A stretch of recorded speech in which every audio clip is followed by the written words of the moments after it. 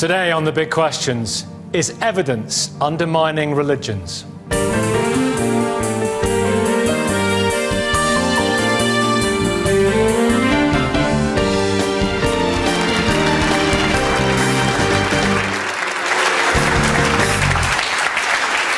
Good morning. Good to see you. I'm Nicky Campbell. Welcome to The Big Questions. We're back in South London at the Harris Academy in Beckham to debate one very big question. Does evidence undermine religion? Did Jesus exist? Or Moses? Or the Prophet Muhammad? As archaeological and other evidence emerges from the dust of ages, the answers are not quite as clear as the Holy Scriptures would have you believe.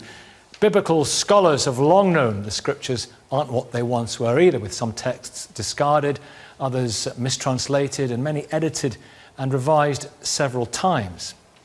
And then, of course, there is science, which has blown a huge hole through religious notions as to how the universe was created, or how mankind came into being, and even how babies are made. So today we've assembled a glorious host of biblical scholars and scientists, philosophers, archaeologists, theologians, priests, rabbis, plus current and former believers from several faiths on both sides of these arguments, all in quest of the ultimate truth. And you can join us too via Twitter or online. Just log on to bbc.co.uk/thebigquestions, or you'll find links to continue the discussion. And of course, we will be hearing from our lively South London audience as well.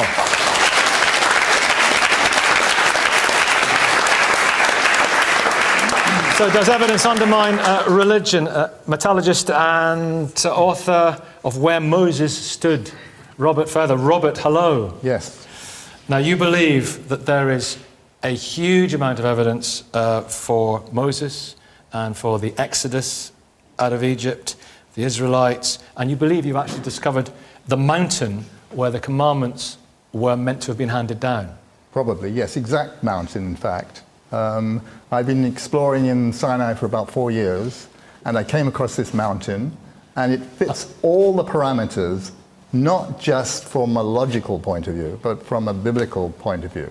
There are about 10 or 12 discrete descriptions in the Bible which tells you that at that mountain there were going to be standing stones, 12 of them. There was going to be a tabernacle, there was going to be a copper snake, there was going to be a goddess statue, Hathor in fact. And when you go to this mountain that I've located and identified, all those things that are in the Bible are there, and they are quite unique to that mountain. Standing stones. 12 standing stones, a tabernacle, not only, and this is the quite incredible fact of it, that tabernacle has been described in the Bible as linen with red and yellow, and lo and behold, when archaeologists, I didn't do the excavation of the tent material, they found red and yellow linen fabric, just as described in the Bible. Wow. And it still exists. Wait a minute. So the tent that housed the Ark of the Covenant is still with us, or parts of it. I like your language, by the way. Lo and behold. It's very biblical. Verily. Okay. you say unto me. Let me tell me about the Exodus as well, because is there any proper recording of the Exodus of 600,000, men, and goodness only knows, over 1 million women and children?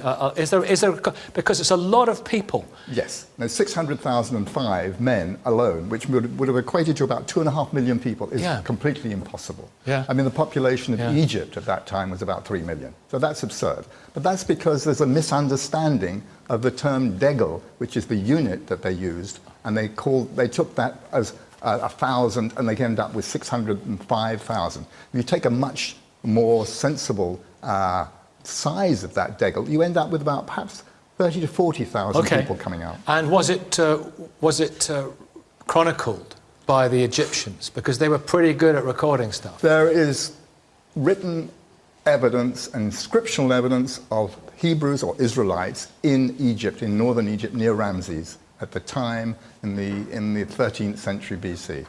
And so there is evidence at the Egyptian end, inscriptional and written evidence. There's archaeological evidence coming through Sinai that the Israelites came through there, particularly at this mountain that I identify. Yeah. And there's archaeological evidence in Canaan of an influx of about 60 to 70,000 people who settled, new immigrants, settled in about 1200, Okay. some 1200, in the hill country. So Professor Francesca Stavrakopoulou, Hebrew Bible and Ancient Religion, Exeter University. Should we go home? That's amazing. No, I think we'd be here all day actually, but if we just take the main points, I really worry that you've been led on a bit of a merry dance.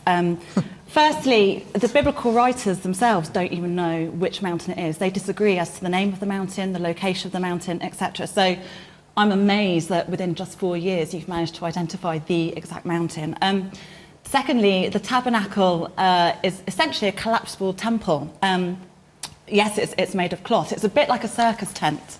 And this is a very late idea within the biblical accounts. So if there were any kind of material evidence, particularly, in terms of linens that still survived yes, there is. From the Bronze Age, I'd be incredibly surprised. Well, it's there, and it's in the... Thirdly, there is no evidence, archaeological evidence, for vast numbers of Israelites either in Egypt or leaving Egypt. I didn't say there were vast numbers. It's a much smaller number. Well, you said no. I mean more than 100 or 200 people. I think you referred to 30 or 40,000. Yes. There's no evidence for that whatsoever. Well, and lastly... Yes, there is. I'm afraid there's not. Trust me, I know quite a lot about this. I'm afraid you will have there right to isn't. reply in just a moment. There is circumstantial evidence for the Egyptians talking about various forced migrations of various working groups, migrant groups. People moved around this area all the time. So we have some circumstantial evidence of various different migrant groups moving in and out of Egypt. But as for, in the 12th century BCE, an influx of 30 to 40,000 Israelites coming into the land of Canaan, there is no such incoming group. This is simply about the development of new technologies, including things like water systems, new methods of terracing, agricultural land on the hill slopes. This is about people moving from within Syro-Palestine up into the hill country. I'm sorry, I'm afraid you've been overtaken by a flood of archaeological and textual information that has left you high and dry on the shores of the Red Sea. Just like Ramses in Ridley Scott's film, Exodus, Gods and Kings. There is sound, firm evidence. There is linen fabric in the Eretz Museum in Israel, which is flax, woven. I'm not denying the existence of linen materials. We have some examples of linen materials, this but has I'm come so from sorry. that I think this you've has had the come wool from pulled that over your mountain. eyes. You're so sorry. He's had the linen materials pulled over his eyes. I think he has. I feel Have you read Benno Rothenberg's work? I've heard of Benno Rothenberg's work. You've only heard of it? Benno can't be with us today. Well, I'm sorry. Yes, Doctor.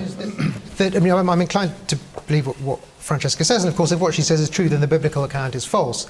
But even if everything you said were true, the biblical account would still not be true, because of course none of it is the slightest bit of evidence for the really important things. For instance, God's appearing to Moses upon Mount Sinai. All of this is completely immaterial to that, and for that of course we have huge and completely decisive evidence against that's this. something different. I want to just explore something, because there's mythology and there's myth-making and also legends that are necessary for a people. Why was this, do you believe, Francesca, why was this necessary for the Jewish people at the time to have this story and to believe this story and to pass this story down? The Exodus tradition is really important because what it seems to suggest is that a people who have been under constant foreign occupation, they've always been the little guy in this particular region in the ancient Near East, contemporary Middle East today, same area. It gives them a reason to believe that somehow, despite being the underdog, that they can be liberated, rescued from their situation by liberating God, and that they can have their own land. So the majority of the texts that are written about the Exodus actually probably date from a period shortly after the period of the exiles. In other words, when a certain community based in and around Jerusalem in the 6th century BCE were exiled by the Neo-Babylonians to Egypt and to places in Mesopotamia. To write a backstory that basically says we will return to that land because hundreds and hundreds of years ago our ancestors were also slaves in Mesopotamia and Egypt, and our ancestors were given this particular piece of land. It's an ideological, mythological foundation. About self-identity? Yeah, for identity. Robert, very quickly, then Rabbi Miriam, I'll be with you in a second.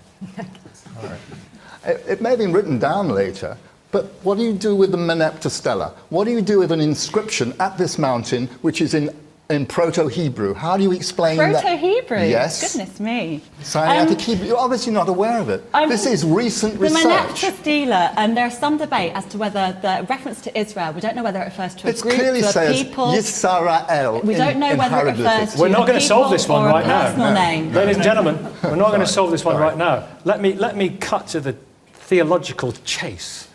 Does this matter if it's true or if it's not true for faith and for beliefs and for fundamental truths, Rabbi? If I could stand at the foot of a mountain and know that that was the mountain, it would send shivers up my spine. I'm not sure it would make me more Jewish than I am today.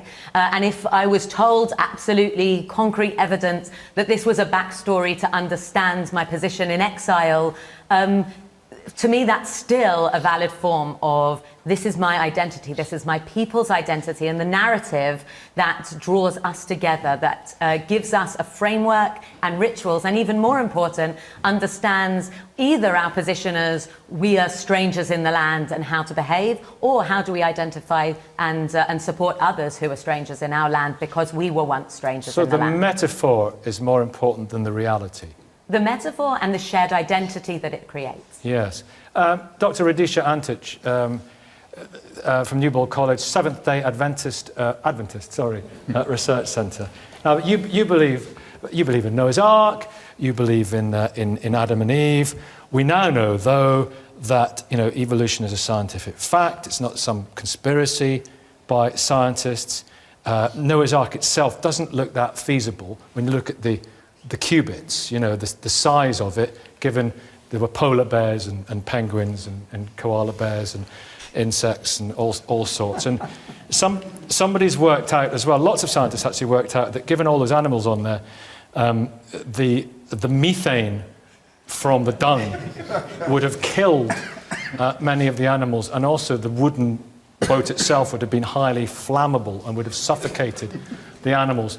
So there are problems about this, aren't there? Yes. Let me first come to the point which was made. To make archaeology the measure of all truth is so wrong, and it does not stand any evidence. I still remember that, for example, for many years in the archaeological community, there were serious archaeologists claiming that the walls of Jericho fell into the opposite direction of what the Bible describes. Only 7-8 years later came another archaeologist, and I've seen this myself, the drawings they were digging there, and so on and so on.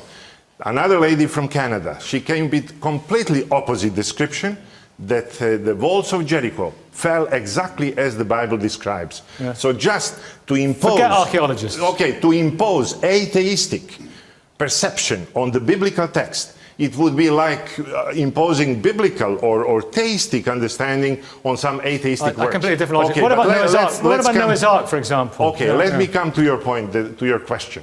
First of all, I believe that there is God. And if there is God, if there is such thing as, and he must be a great mathematician and a lover of beauty, because when we see the universe, we see the atheistic community, they have no answer how the universe cosmos came into existence. Not at all. They are telling us that something comes from nothing. This is an offense to the common sense. There are around 200 constants in the universe, and if, let me finish, please. And if only only one of these constants is changed, nothing would exist. Then how the life started? Dawkins are telling us pure sheer chance. If the argument somebody, I'll come to the point. We evolved. Yes. No, for the universe, evolution is starting with DNA or RNA molecules. Yeah. So sheer chance. He says the physical laws have conspired. How the physical laws are the movement of atoms, how they can conspire. There must be an intelligence. So have you considered writing a paper on this and winning the Nobel Prize? Because this turns seriously, sir, this turns over. This is the point. Yes. This turns over incredibly scientific knowledge, and if you get peer-reviewed papers on this, you're laughing all the way to the bank. I know this, but still, if there is God, to come back to your question now, if there is God, then he speaks. And he speaks also in the Bible. Then your questions about Noah's Ark. Adam. Because there are miracles all around us. Adam. Yes. I'm not talking... I'm not invoking anyone. I'm invoking this Adam here. there is no... I mean, how on earth do you explain something coming from nothing? There is no scientific explanation proper for the creation of the universe. Well, that's simply untrue, and it's unfortunate that you could impose that in this discussion so forcefully, because what science tries to do is to impose objectivity onto nature, on observation. It does it by looking at the way the nature of the universe is, and then we test those assumptions. Science is in many ways the opposite of common sense. So when you said this is common sense, I felt great joy in my heart. We're very, very bad at objective reality. If you stand on a beach and look at the horizon, it looks flat. The assumption for many people over the course of the last few thousand years, although not all, and the Greeks were very good at working this out, is that the Earth was flat. Now we now know that that is not true, and common sense says that it is. We are trying through the scientific method to make observations about the universe, test them, and come up with a model as to the nature of reality, and crucially that has to be objective, and that's the difference between science and superstition. Can I just throw your points in? Just what about the point about the perfect conditions for life? If any of those factors have moved by just a zillionth of a percent, sure. I mean, what's the answer to that? Well, we don't know how life began on Earth. Of course you don't know.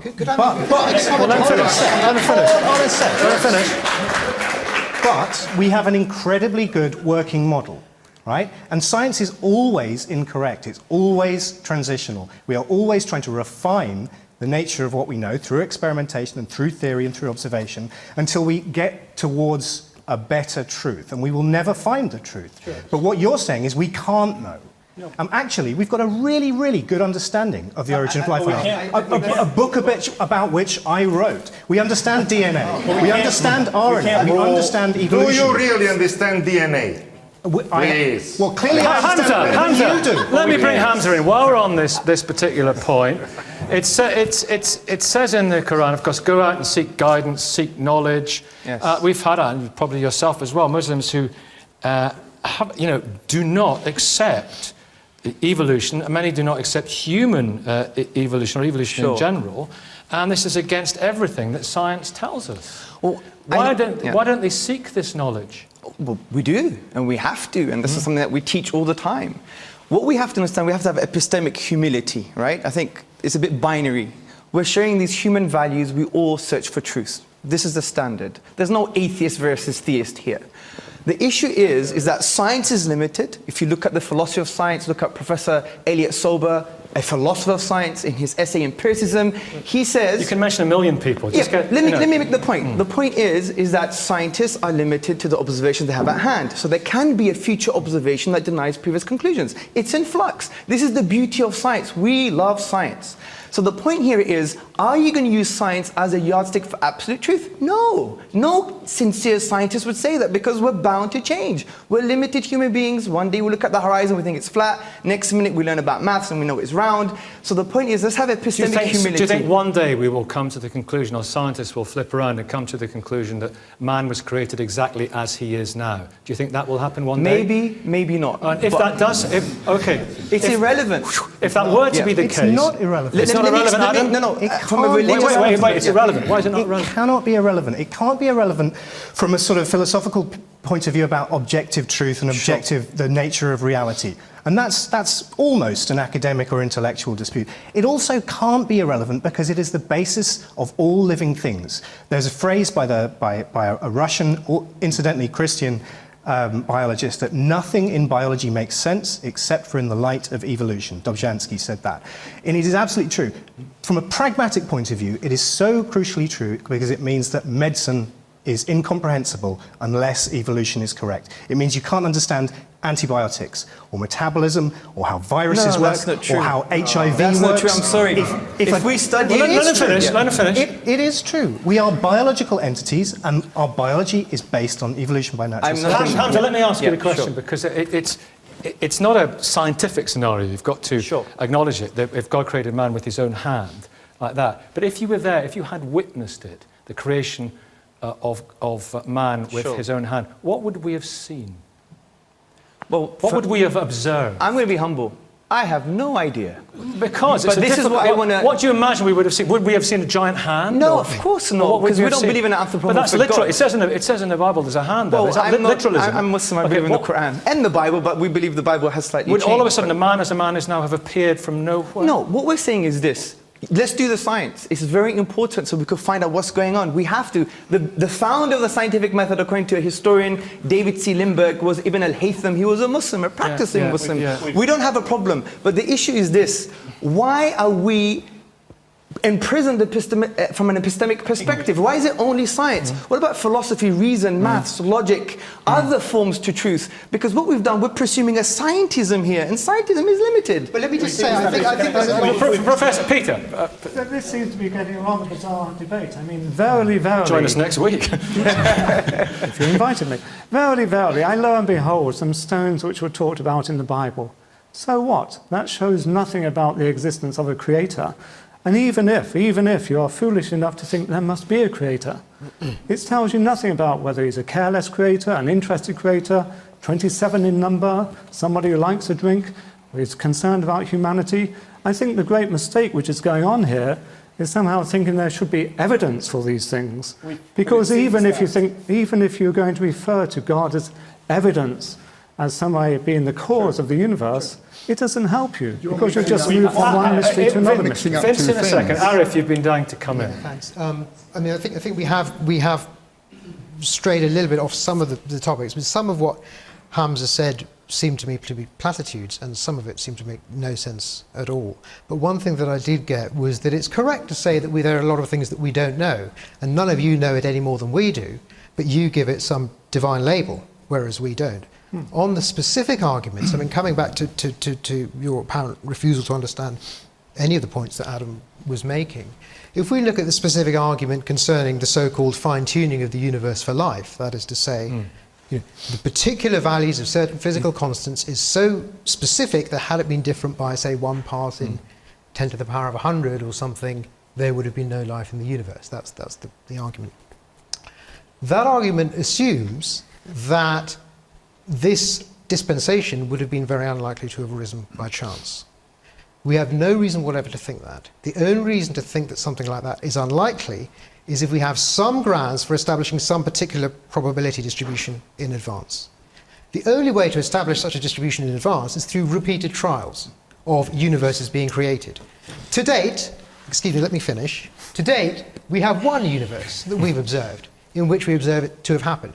Could one of you please give me some reason, any reason, for thinking that there is a uniform rather than other probability distribution for those constants? Perhaps you'd like to, Reddy, seeing as you raised the argument. If I can jump in. I mean, you take one of those constants, the explosive force of the Big Bang. If it's the slightest bit weaker, the universe collapses back in on itself almost immediately. If it's the slightest bit stronger, the universe just disperses into thin air. You don't get anything like the complexity that would be necessary for life. The way I see this argument from fine-tuning, and it's the one thing so far that we've actually agreed on both sides, that actually the parameters for life are incredibly narrow. It would be like showing up and seeing a game of cards, watching someone get a dozen royal flushes in a row, and then you know that outcome. But did we not? Can I just ask can I ask you a question? Did we not? The possibility of science is that we evolved to be compatible with that fine-tuning, and that's why we're here. Well, no, but the rather example, than fine-tuning being creative. But Nikki, the example that I gave, in terms of the explosive force of the Big Bang, if you just conceptualize it, it's the slightest bit stronger. It literally disperses into thin air. Okay, Vince, there's nothing complex. There's nothing complex at all. The slightest bit weaker, it actually just collapses back in on itself. That's all very interesting, but he hasn't answered the question. Can any of you give me a reason for thinking that the distribution of those constants was uniform? Arif made that point. Exactly right. Let me give you an example. So supposing that, for instance, the first person who examined a snowflake under a microscope looked at it and said, oh, look, it's a beautiful, perfect crystalline structure. Isn't this amazing? I must have a really special snowflake. What's the chances that a snowflake would have this particular structure? Because it's the first one he's seen. There's no reason whatever to think the distribution of patterns in snowflakes is is uniform rather we than... both agree The that question there is, could be lots of other types of possible universes that would not include life. There could be... On the hypothesis that God does not... On the hypothesis that God does not exist, there's no reason to think that it would be likely that we would get one of the... Okay, I want to move... This is... Just wait, please. Nobody has answered my question. It would be interesting if anybody could. Nobody has answered the question. We need to move on, and if we get a chance, we'll come back to the question, because it's a good one. And it's a very interesting one, but I want to move on to the situation of if this is true. Just say, and please answer this, and maybe Radisha as well, just say that science is right about human evolution. And don't quote people who say that it's not, because 98% of scientists, 99% say it is. Okay. Just say that human evolution, say we do have common ancestors with bonobos, chimpanzees, gorillas, in relatively recent history, 6 million, 8 million years. Would that, and you came to realize that that was true, would that dent your faith one iota? No, because I know that via the scientific method, evolution is the best that we have. I appreciate that. I haven't denied that. Who's denying this? It's not me. Even the Islamic Orthodox normative tradition says we accept the science to a certain limit, but we understand epistemologically the weakness of science because it doesn't answer everything. Okay, but it wouldn't dent your faith. Would it dent your faith? Now, please answer the question. If you came to accept evolution as scientists do, would it dent your faith? Of course it would. Would it? I applaud to science. I think the true science is never contrary to the biblical truth. So no problem.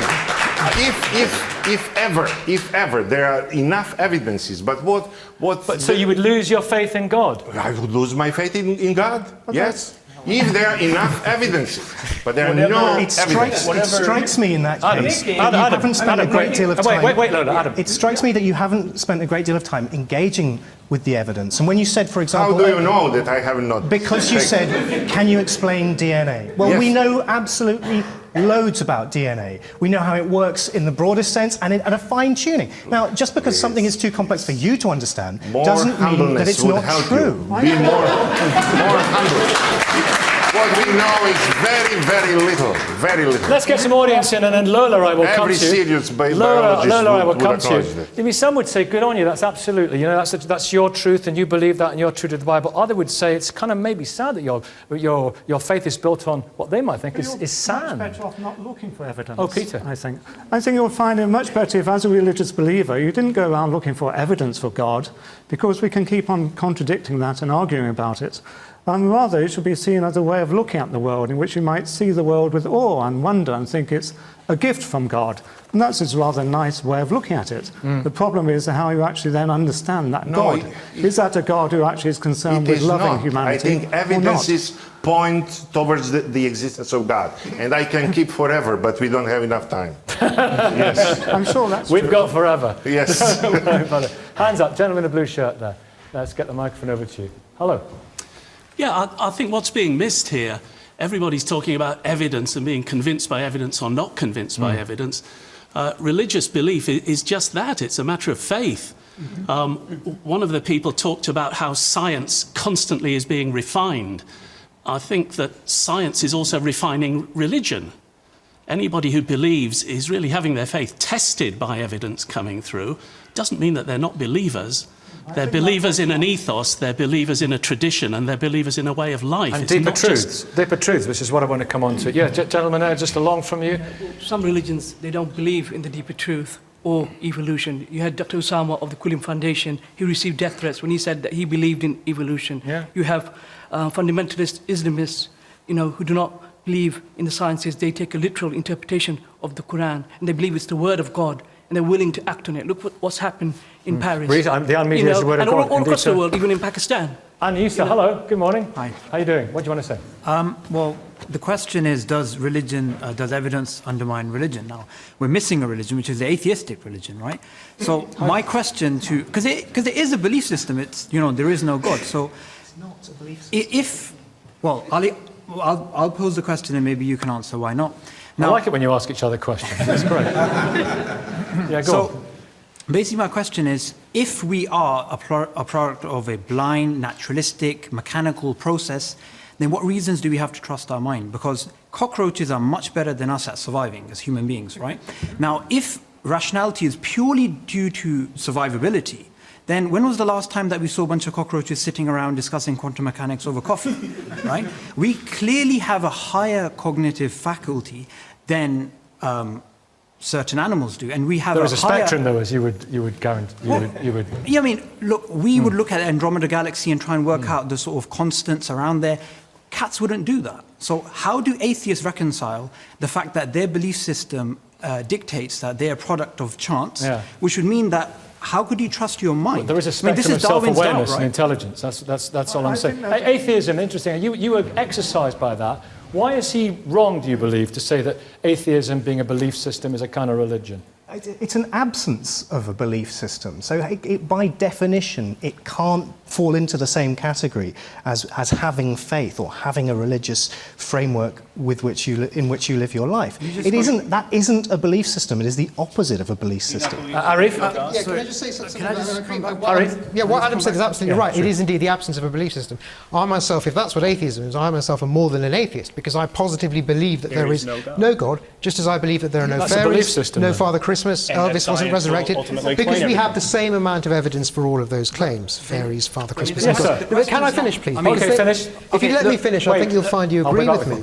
Because the point is that, of course, the question is, how can people who think that explain how, for instance, human beings have so much knowledge that they do? There are perfectly good explanations. If you want to know how we can know about the Andromeda Galaxy, I can tell you how telescopes work. If you want to know how we're so good at organising society, it's through a process of trial and error. But his point is that if evolution is, tell me if this is your point, if evolution is the sole guiding principle of human development, that is aimed at survival, not at truth. And if that's the case, then it sounds a bit like we get on the scale and we think it should tell us the time. Why should we believe that our thoughts and our beliefs? Yes, well, let me go. Wait, everybody, please. Let me go back to you, and then we'll get another point from you. I think my point was missed out. Look, you can believe in evolution and believe in a creator. There's no contradiction between the two. That wasn't my point. My point was purely from an atheistic paradigm, right? That there is no God, there is no intelligence behind this universe, right? Assuming, say, Darwinian evolution is true, even though science is based on induction, it can be wrong. Assuming it's true, how can you trust your mind when your mind is a product of a blind evolutionary process which doesn't have an end goal? If the end goal is pure rationality, then we should have the same rationality. The mind has evolved and survived for 200,000 years. But you're missing the main point, and no atheist here has actually answered that. Well, let me just... Harry, answer that point. Yes, can I just answer? Of course we can explain it, because the search for truth, looking for truth, is a very good means to surviving. The truth about what drug cures this disease is a very good way for prolonging our survival, and it's our atheistic science that you will rely on in order to prolong your lives by taking your drugs. Lots of examples. Allow me to come to Joe now, if I can. Thank you very much for that. Allow me to come to Joe now, if I can, Joe and Taylor, because we can talk about this, but there is science, and there is faith, and there are deeper truths, and there is something that's numinous and transcendent, and underneath that, which is greater than any of the stuff, perhaps, that we're arguing about here. Do you believe that? I do. I find it kind of interesting, the definition of God that is being thrown around the room, because obviously there are different concepts of what God is, and it can be a very divisive concept, which is a shame in a way, because I think that we have a real challenge right now as human beings to work out what we mean in the light of what we know from science. I love science. I love science documentaries. I just watch them all the time. I love what I can learn from evolution and physics. I still do hang on to God language. I find it helpful for me, and partly that's from what I grew up with in a Christian background. But I think in terms of my own experience as well, it is a very powerful, meaningful force for me to use a concept of God, but a God that inhabits everything that we know about the universe now to distant galaxies. And I think one of the problems we have is not so much with God as I would like to define God. Is God, does God maybe is the same as nature? Small God. I think we have we bandy around concepts of God that are way too small and archaic and stuck in the past. There's a sense in which I agree with that. And I just say one of the types of evidence we haven't spoken about at all yet is a sort of relational type of evidence. And I believe I know that my wife loves me. I don't think I can give you sort of public evidence for that and put it in an impartial way on the table and argue about it the way we have been about some of this scientific evidence. But I still think it's based on fact. It's based on subtleties of our relationship, how she speaks to me, her tones, how she touches me, these sorts of things. And if Christianity is a relationship... Okay, let me come to this, please. Let me move it on. I want to, if I may, talk about Jesus. And I'll bring you back in here. Of course, does it matter? I mean, there are scientific mistakes in the Bible and misconceptions in the Quran as well. But does any of that matter? Does it matter that, you know, Prophet Muhammad didn't know about genetic mutation and natural selection? Does it matter that Jesus didn't know that the sun, we went around the sun and so forth? Did Jesus exist? Probably. Come on. Possibly. Come on. Probably. Probably a figure who was wandering around, prophesying, performing various ritual acts. He was some kind of a ritual specialist. You might call him a magic man. Some people call him a shaman. A figure like that probably existed. Was he the son of God? I don't think so. Did he think he was the son of God? I doubt he thought so. Did he say he was the son of God? According to some of the New Testament writers, he did, but these are texts that are written at least 1, 2, 3 generations after Jesus. About the best records we have. I wouldn't call them records. Let Francesca finish, and then we'll but the fact is, even if he did, I mean, I'm not bothered about whether Jesus existed or not. Great if he did. Who cares if he didn't? From my perspective as a historian. But even if he did exist, even if he was executed by the Romans, it's more about the social and religious responses to this particular man and his particular group of friends, his disciples, this very early Jewish movement. That's more interesting to me as a historian than some kind of vague idea of a truth. Truth is a very loaded, it's a value term, it's a very loaded label. We use it as opposed to falsity. Whereas something like evidence or plausibility, historical reality, virgin birth, for example. What about the virgin birth? Well, how many mentions are there of that? Well, we've only got 2 accounts in the New Testament about Jesus' birth and his childhood in the Gospels of Matthew and Luke. The earliest Christian writer that we have in the New Testament, so supposedly the letters of Paul, St. Paul, he doesn't seem to know about a kind of virgin birth tradition. He doesn't know much about Jesus' human life at all. I want to bring Vince in if I can, because Vince, you two aren't going to ever agree until the end times. Vince, the resurrection, this is key, isn't it? And there were witnesses, weren't there? For me, it's key. If you really believe that Jesus rose from the dead, even going back to the beginning of our discussion, you look at how Jesus treated the Old Testament, and then you have a model for how you might treat the Old Testament. It's not because of archaeological data that I do or don't accept certain things in the Old Testament. But with the resurrection, I think there's a lot of evidence for that. I'll just give a bit of it. There's a passage in 1 Corinthians 15, the first verses of that passage. It's written by Paul. Is there any evidence outside of the Bible? Just let me finish. There is some. Let me finish on this point.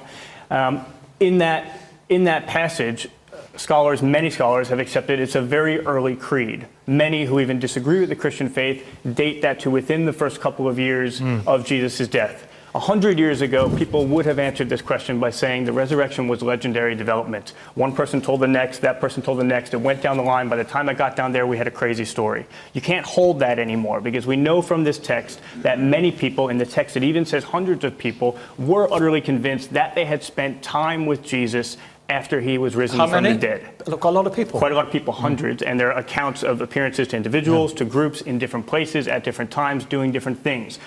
The question is, how do you account for that? That's a question for everyone, not just for the Christian. Lots of people think and also how it caught on so quickly. And how it caught on so quickly. So Jesus' followers, they thought he was going to be an earthly king. When Jesus died, that should have been end of movement. There was no reason for that movement to continue. All of a sudden, you have the eruption of the Christian movement. How did that come about? Something happened. Historically, we can say something big happened. The Christian fills that gap with the resurrection. If that's not how you fill it, that's okay, but you have to fill it with something, and legendary development won't do it. It's extraordinary, because what I find particularly difficult about Christian readings of the New Testament and other early Christian and Jewish texts that didn't make it into the New Testament for various reasons, what I find really difficult about those readings is this claim to exclusivity when it comes to the resurrection. Resurrection wasn't some kind of amazing new idea that just popped up in the time of Jesus. This is built on a model in which all sorts of deities, half human, half divine beings, resurrected from the dead, some even 3 days later. This is a recycling of religion. This is just an ancient mythic trope. Not with a text that's that early, with a man performing the sort of miracles who made the claims about his life. Most scholars date that text within a couple of years of Jesus. And all would date it within his generation. Can I delve within his generation? Can I delve? Well, please, I want to delve. Go back to Radisha, and I will come back to you, Robert, further. I want to delve into some of the other things in the New Testament, the healing, of course, because Radisha, this is a fascinating area, and Jesus spent quite a lot of time taking people who were, in the words of the New Testament, possessed by demons, didn't he? Yes. People who is that not, frankly and manifestly, a misunderstanding of mental health? Okay, okay, let me put it another way. Are there people now, these days, who are possessed by demons? Okay, I have to say a few words about No, please, because I have to set the agenda. Okay, then. Are there people now? Yes. That's my privilege. Yes. Are there people now who are, for example, possessed by demons, have demonic? I think, yes, there might be some, yes. But what's a demon? Could you clarify what a demon is, please? If you don't let me speak, then I cannot explain. I'm letting you speak. I'm listening. Yes, I think, but this is the whole story. What we are doing, we are taking bits and pieces from the Bible, but we have to look at the reality. This is the question in philosophy. What is reality? What's a demon? And yes, in the Bible, the text, there is clear explanation what are demons. Have you seen somebody who's No, I possessed by haven't demons? seen. I haven't seen. But many people living during the whole history of humanity, and the Bible speaks about demons. Yes, we don't know everything about this. But yes, some people had some experiences, and some of these experiences are described in the Bible itself. Yeah, how is that good enough? Adam. How is that good enough as evidence? So this is what bugs me about it. The level of scrutiny you seem to be applying to a text which people like Francesca understand as a historical document, but you seem to understand as being inviolate, absolute, perfect word. No, I don't believe that. So to be fair, there's some of the other tests. But the level of scrutiny you apply to the whole things everything that we're talking about. What is a demon? Well, you say it describes some things about what a demon is in the Bible, and you say that demons still exist now. But you can't apply any sort of scrutiny which is acceptable in any academic sphere, in history, in archaeology, and particularly in science, where we hold ourselves up to a particularly high level of evidential Yes, you can basis. apply. You can apply. Well, what is a demon? You can't tell me what a demon is. Yes, but because demons don't exist. Some people had experiences throughout human history. If you, of course, you may laugh, and this is up to you. But there have been experiences throughout human history with some supernatural beings, whatever they are. No, they haven't. Oh yes, they have. Because I think we need to bring up. This is your atheistic. You apply your assumptions and presuppositions of atheism to all religious phenomena, and of course you are allowed to do this. But then it leads you nowhere. Well, if you just did they have an understanding of mental health conditions, or did they just think it was demons? That's of course, there are plenty of mental conditions. There is a general argument that I would like to see addressed, which of course covers the issues about resurrection, as well as Moses and demons and all of these other reports that we supposedly have concerning these events, which is Hume's argument, which is decisive and straightforward, and the argument is as follows. Everybody agrees, including all religious people, that the vast majority of reports of miracles are made by people who are wrong and deluded. Christians believe that about Muhammad. All Islamists believe that about Jesus. Everybody else believes it about both of them. Okay? They all believe it about the 10,000 or so prophets of all of the other false religions, which everyone in this room agrees are false. So we all agree that the vast majority of reports of religion are made by people who are deluded. I don't think Joan does believe the second claim. No, hang on. No, you can in a minute. No, because the second part of the argument, I want to hear from Vishnu after he's finished his point. Is that therefore, in each particular case, we therefore have to ask ourselves, which is more likely?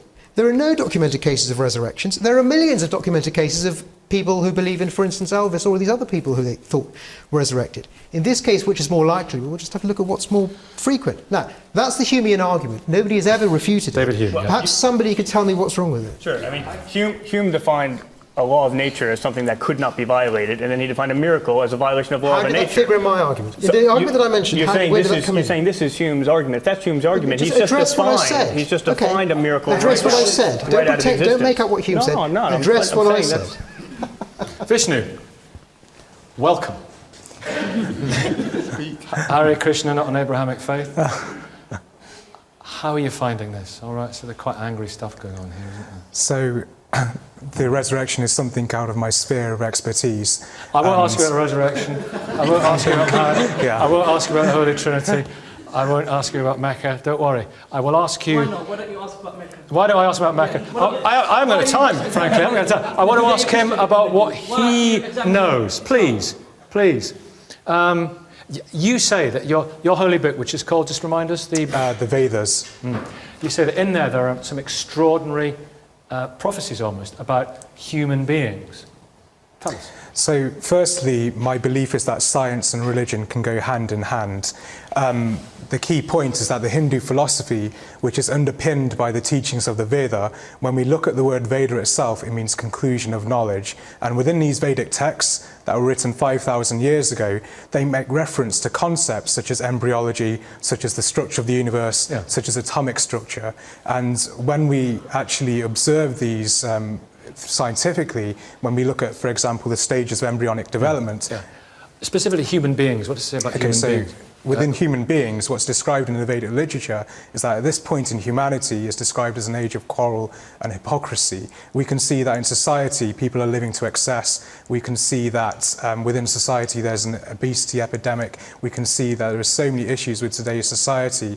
Now, the point that I wanted to make... So the quarrels and hypocrisy were so if I wanted current times were predicted. If I could just go back to the first point, which basically talks about how the Vedic literature emphasizes the embryonic development, talks about the structure of the universe. So all of these things are empirical scientific truths. So when we look at, let's say, the stages of fetal development, these have actually been documented in the scripture, which is 5,000 years old. So they actually emphasize the point at which the time the head is formed, the point at which the limbs are formed, the point at which kidneys secrete urine. And so if we can actually observe that scientifically through empirical evidence, there's scripture that's 5,000 years old. I take your point about that. That inspires some faith. I take your point about that, but it's just what they said about humanity. These days will be a time of hypocrisy and quarrel. We can see that in the world around us. There's so much trouble, so much conflict in the world around us, and this is just a further prediction that's verified in Vedic scripture. The prediction is there's going to be trouble and conflict in the world as well. It's very easy to get right. But then, if I could just come back to that, if we could address the point around... Strangely enough, I want to support Francesca, because the earliest texts about Jesus are not as the time you talked about. No, not the text, but the creed itself from 1 but the knowledge of is it. dated to and very you talk early, about as Jesus as a healer, and it's pretty certain that he was a member of the Essenes. I mean, No, it's not. Well, if you want to argue about that, we can argue about that. The Essenes were known as the therapeutai, healers. No, they weren't. And he was a member. There's a gap in Jesus' life between 12 and 30, 18 years. No one knows anything about him. How is it that this person who founded a fantastic religion that spread all over the world was not doing anything for 18 years? Do we think these arguments really matter? Yes. There's a gentleman at the back who raised the issue about faith. That surely is a key point for religious believers. The reason you don't hear anything about Jesus between the age of 12 and 30 is because he's ensconced at Qumran as an Essene, learning. Where are you getting this? what? Do you not think that perhaps the reason... Francesca Stavro, wait, you've said something. No, please, Robert, in the time available to us, because I've got other things and other people I need to bring in. No, let me answer your question. I think the reason why we don't know very much about what happened to Jesus before the age of 30 is because people didn't get interested in Jesus until he was kicking off in the temple in Jerusalem and causing a rabble until he was executed. Why would he be quiet? That's why we have... all these backstories that have been written about the gospel Joan, no, please, this is no use. A plague on all your houses. Sorry. This is no use. Joan, you are a mere Quaker. This must be awful for you. I am a Quaker, but I've also written a book on the Essenes. You know about the Essenes. You know that well, let's hear if she knows. When did they come out as mature, qualified Essenes? Yes, able to go out? Age 30. Robert, yellow card in a minute. I would say the Essenes are a legal school, the Second Temple Judaism, who were quite different from what Jesus was on about. Living in community, dressing in white, separating themselves from wider society. Sharing everything. Baptizing? Only with you even wrote about baptizing. Let her speak, please. It's a very, very big topic, and I think it would take us away from the subject that we're discussing today. But it must be interesting for you, if I may say so, that you understand the origins of Christianity, you study it, you're an expert in it, and to hear that there is so much vexation about it. Yes, it's amazing and a bit of a shame, but it's also very interesting. As a historian, I love looking at the different evidence and thinking about why the New Testament accounts were put together the way they were, what the meaning was for those early Christian communities, thinking about the mental technology they had at the time, thinking about angels and demons. They believed in that, so they framed things in that way. And Jesus himself did. He thought there really were demons that occupied people and caused illness. But behind all that, I think there is something that's very meaningful about those stories, and I really find them inspirational. I think that the model of Jesus, his example, the way he critiqued those in power, the way he looked to the poor, the kinds of things that he promoted in terms of values, compassion, mercy, forgiveness, all of these things are really valuable for us today. Well, listen, Rabbi Miriam, what Joan said, please. But no, please, no, I want to hear from Rabbi Miriam now. God, I'm exhausted. Rabbi Miriam, what Joan said there, I think, will resonate with a lot of people watching, is that, you can say, well, that clearly didn't happen, that might not have happened, that makes no sense. But there are inspirational truths and deeper truths within. So I think some of my co-religionists are doing religion in general a real disservice, because setting up our scriptures to be a history book or a science book is just going to relegate religion into mumbo-jumbo and nonsense. And I don't think it was ever intended to be that. I think that those words enable us to search for the big questions and to be able to look for those answers in the best way we can in our own time.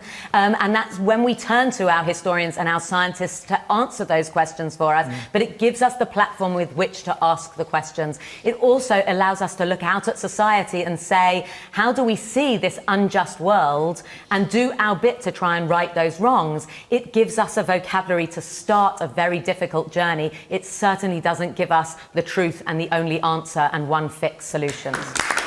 Lola, you're a former Seventh-day Adventist. I don't know if you knew each other, but there we are. Meet each other. Do you think people need to look at the scriptures and do an edit job on them? I don't know whether the religious leaders will be prepared to edit the scriptures, and they should. They should. They should. But would they be editing it with facts? For example, replacing Genesis, the account of the cosmology, how things came to be? What would they say about the story of Noah? Would they say, this is wrong? This cannot be a God that would destroy children, women, disabled people, mentally ill, that could not... God's wrath, that could not have angered God rationally, because they didn't know, children, mentally ill people, disabled... Didn't know they were doing wrong. No. Yeah, and then God wiped the entire human race and preserved a family of 8, knowing that this family of 8 would be as bad as the ones he destroyed. What message would come from that? When they look at Exodus, would they say, this God in the scripture is wrong. Slavery is wrong. Because what they teach us what they taught us in Christianity is God is constant, is omnipotent, and it was the same as yesterday, today, and forevermore. A constant, consistent God would not have sanctioned slavery, would not be so cruel to animals, would not subjugate women, would not disregard children, would not be genocidal. These are the things in the Bible. Okay. It does, of course, depend what sort of God. But it wouldn't, you can edit it into a history book, but then it wouldn't be your scriptures. Leaving in the difficult bits is the challenge of religion and the debates that we need to be having. Adam, please, sir, Adam, I just wonder, at the end of it, Lola puts it very well there, and I think, Joan and Miriam say really interesting things about the deeper truths, but the literalist approach, with all respect to Radisha, for example, is that harmful eccentricity, as some might put it, or do you think it's more pernicious than that? I do think it's pernicious, and I think it's intellectually and theologically redundant as well. It is a denial of hundreds of years, thousands of years, of a really good system that we've carved out for finding out objective truth. I have no objection and no quarrel with what Miriam and what Joan says. If religion exists to think about how we are as humans and to ask us difficult questions about the nature of relationships and the nature of how we interact as humans, then great, all power to your elbow. If you think that a text written a couple of thousand years ago by some Palestinian goat herds is going to be an accurate version of the evidence of goat what happened. herders. Goat herders. You said goat herds. I was thinking. Goat herds. That's the Surely word. that's a miracle. Shepherds. If you're relying on that text, which we know from theologians and historians has changed over time and has no sense of objective reality in it. If you are using that as a basis for looking at the nature of the universe, then you're flawed from the beginning. Your level of scrutiny, your level of evidence is nowhere near what historians or scientists apply. Vince, it's interesting though, because let me ask you this, let me make this point, because those who might be termed fundamentalists or literalists, they cherry-pick science, don't they? Sure. And a lot of liberal religionists cherry-pick the scriptures. They say, well, I don't like that bit, but I'll have that bit. Well, you're ridiculing the Christians. Well, no, please. Sure. No, I mean, are you guilty of that? I appreciate what you're saying, but you assume that God does not exist and then make certain assumptions about how we should view the scriptures. Now, one of my colleagues, Richard Swinburne, he's someone who I think is as committed to evidence as you are. Okay, his book in 2003, The Resurrection of God Incarnate, I know you will vastly disagree with this, but he looks at the evidence in a probabilistic way. He likes to work with probability theory. He comes to the conclusion that it's 97% probable that the Christian God came. Now, I don't expect you to agree with that, but he is probably the most influential British philosopher of religion of the last 2 generations. No one can say he doesn't take evidence seriously. There are arguments on both sides of this debate, but you can come by the evidence to a conclusion strongly that God exists. And if that's the case, then a lot of your beliefs about Scripture could I please make 2 points about... Could I please make 2 points? So the first one about the Swinburne book is that Swinburne starts with absurd prior probabilities that he plucks completely out of the air and cannot be justified. But the more general point that I want to make, which goes back actually to some of the things that the grown-ups here, like Miriam and Adam, have been discussing. I mean, people. Yes, it's meant to be. It's not meant to be polite. Very quickly, but to get onto that issue, is that the Bible does nothing better than can't be found elsewhere. Its physics is worse than Newton's. Its spirituality is worse than Plato's. Its ethics in spirituality is worse than Shakespeare's. We can find that elsewhere. We can find the philosophy listen. We've run out of time. Well, time's up. We certainly sorted that out. We'll see you next week.